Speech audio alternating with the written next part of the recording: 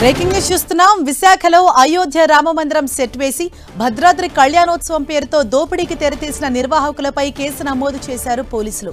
నిర్వాహకులు దుర్గా ప్రసాద్, రాజు ప్రసాద్లపై BNS 348/4 section కింద case నమోదు చేశారు విశాఖ 3 టౌన్ పోలీసులు. ముగ్గురు నిర్వాహకులపై కేసు నమోదు చేసిన పోలీసులు దర్యాప్తు చేస్తున్నారు.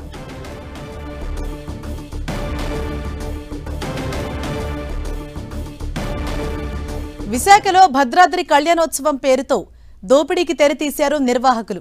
విశాఖ బీచ్లో అయోధ్య నమూనా ఆలయం సెట్ వేశారు నిర్వాహకులు.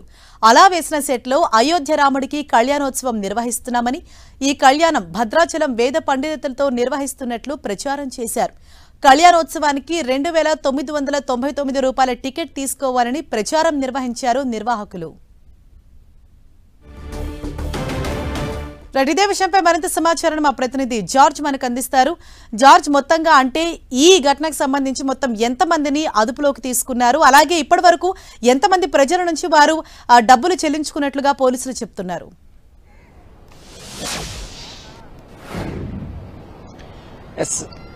విశాఖలో బీచ్ రోడ్డుకి అత్యంత చేరువలో శ్రీ గరుడ అయోధ్య రామమందిరం నమూనాని ఏర్పాటు చేసి అందులో బాలరాముడిని ప్రతిష్ఠించి ఏదైతే భద్రాచలం వేద పండితుల చేత కళ్యాణం చేస్తున్నామంటూ పెద్ద ఎత్తున దోపిడీకి స్కెచ్ వేసిన నిర్వాహకులు ఆట కట్టించారు.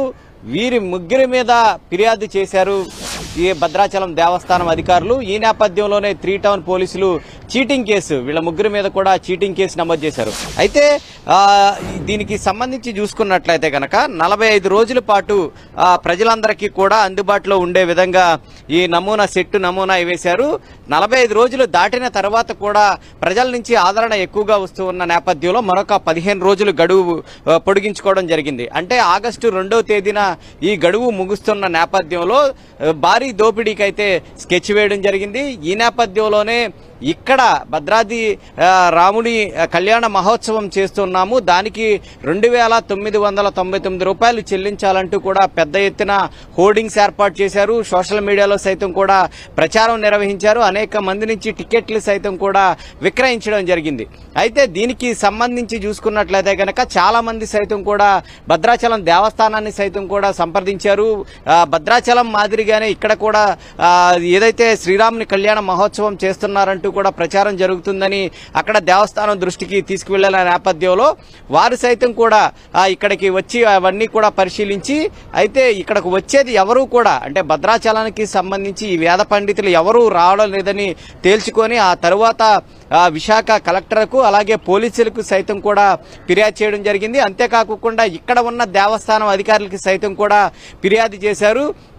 కేవలం ధనార్జనే ధ్యేయంగా ఇలాంటి నమూనా సెట్లు వేసి ప్రజల నుంచి దోపిడీ చేస్తూ ఉన్నారు. ఇక్కడ చూసుకున్నట్లయితే కనుక భద్రాచలానికి ఈ సెట్ నమూనానికి ఎటువంటి సంబంధం లేదు. ఆ భద్రాచలం ఆలయానికి అలాగే ఇక్కడ ఉన్న కళ్యాణానికి కూడా సంబంధం లేదంటూ కూడా భద్రాచలానికి సంబంధించిన ఆలయ అధికారులు 3 టౌన్ పోలీస్ స్టేషన్లో కేసు అయితే వీరి మీద నమోదు చేయాలంటూ కూడా ఫిర్యాదు ఇవ్వడం జరిగింది. ఫిర్యాదు అందుకున్న పోలీసులు ఇక్కడ ఏదైతే ఈ నమూనాని ఏర్పాటు చేసిన నిర్వాహకులు ఎవరైతే ఉన్నారో వాళ్ళందరినీ కూడా స్టేషన్కు నిన్న పిలిపించడం జరిగింది. దానికి సంబంధించి పూర్తి వివరాలు సైతం కూడా తీసుకున్నారు. ఆ నేపథ్యంలో వీళ్ళంతా కూడా అయోధ్య రాముని కళ్యాణ మహోత్సవం చేస్తున్నామని, భద్రాచల ఆస్థాన పండితులతో శాస్త్రోక్తంగా నిర్వహించబడుతున్న ఈ కళ్యాణ మహోత్సవంకు భక్తులంతా కూడా రావాలంటూ కూడా పెద్ద ఎత్తున ప్రచారం చేయడం కూడా నిజమే అని తేలింది.